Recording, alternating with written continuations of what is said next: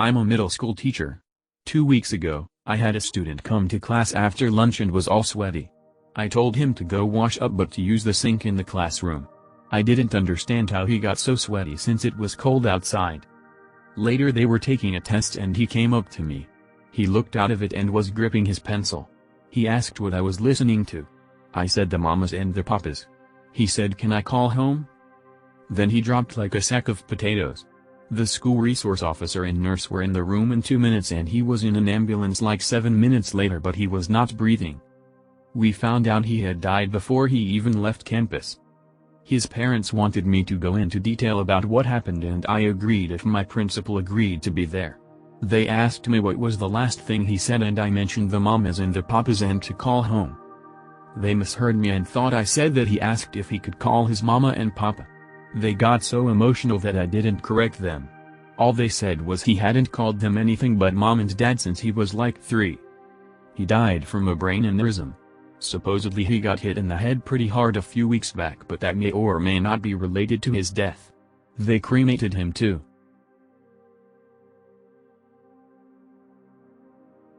My mother-in-law has been spending the past 2/3 years getting multiple degrees to become a reverend so she can begin preaching. The thing is, she is insanely verbally abusive to my fiancé. I have more than an hour worth of videos of her abusing her son and abusing me, including a ton of ableism, racism, fatphobia, etc.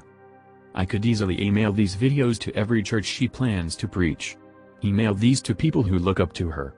I could post these videos online and destroy all the effort she's put in to be seen as some godly woman. And quite frankly, I have the right mind to do so. After everything she's done to my fiancé, everything she's done to me, everything she's done in front of our 2-year-old daughter. She holds literally every single penny she spends on our daughter or her son over our head, no matter if we asked for her to spend it or not. It's more often than not that we didn't ask her. I might just upload these videos. Show the world how she really is. I was with my high school girlfriend for 5 years. I was head over heels for this girl and just wanted to make her happy. 2 years ago she told me that her parents didn't like me because they were 1, racist, I'm black, she's Asian, 2, thought I wasn't ambitious enough and wouldn't make enough money. My GF said that she wanted a certain lifestyle for herself and her future family, international travel, expensive clothes, children, etc. I said alright, I can do that. I killed myself in the last 2 years of college. Graduated a year early and had a job lined up before I left. I was making $65K/year. It was pretty good, but she still said that her parents had the same concerns. And, she wanted to go on a trip to Japan in a year. I said alright, I can do that. So I killed myself in that job and helped to found a startup on the side to bring in more money and get some experience. I didn't go out very often. I didn't party. I hoarded money and dumped it into meme stocks to help pay off my student loans. I bought her gifts and set aside $1,000 for her to organize whatever kind of date or vacation she wanted. She never bothered to organize anything. I also used my connections to get her a job as a waitress so she could be more independent and we could move out together. I used my experience to get another job. Now I'm 22, debt-free, making $140K/year from home. I got us an apartment walking distance from the beach in LA. We can do all the partying we want. Hell, I could finance that trip to Japan in my sleep.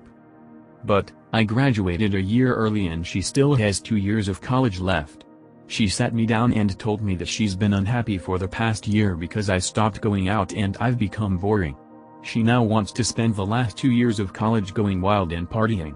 She looked me in the eyes and said, "Staying with you would probably be best for my long-term happiness, but I just want to let loose."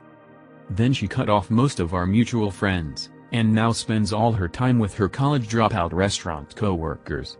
All they do is drink shitty booze from Kmart and go to house parties. I was gonna take her to the rooftop bar 2 blocks from our place as a birthday present. What the hell did I put in all this effort for? What the hell do I do now? I don't spend money on myself. My personal expenses are so low that I can coast on half my paycheck. I was a wreck for 2 months and tried to get her back. Now she doesn't want to talk to me. All I do now sit in our apartment, work from home, and be bitter. And #X200B. Edit, I guess I should mention that I'm the child of East African immigrants. My parents are also engineers, so that was the career I always planned on going with. A lot of people DM'd me about it.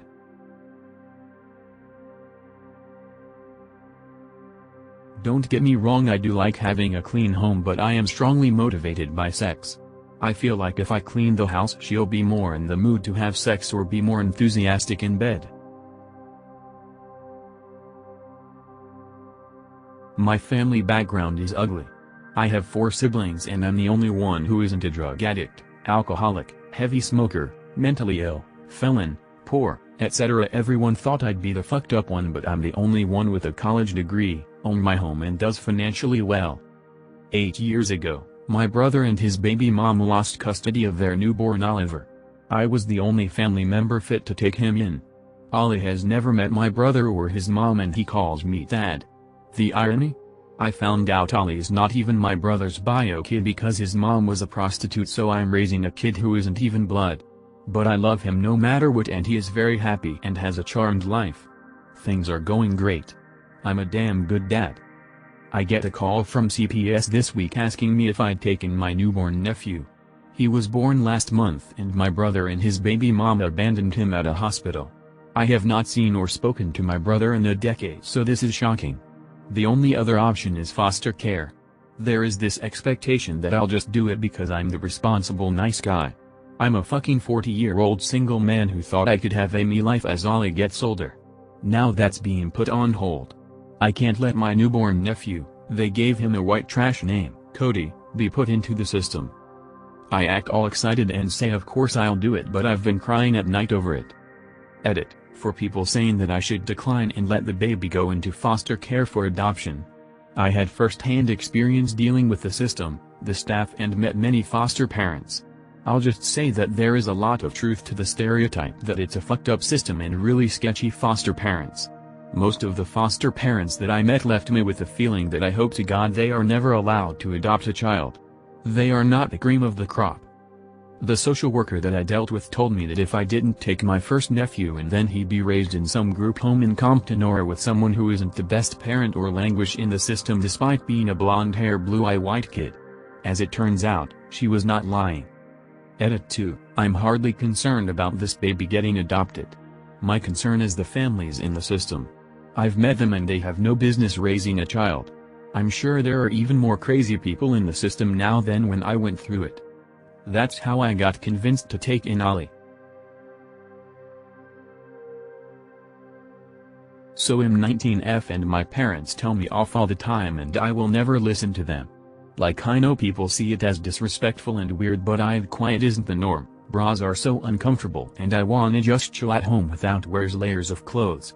My mom tells me my dad is uncomfortable with it, but I really don't care, it's literally part of my body. I'd give him not gonna wear it outside though.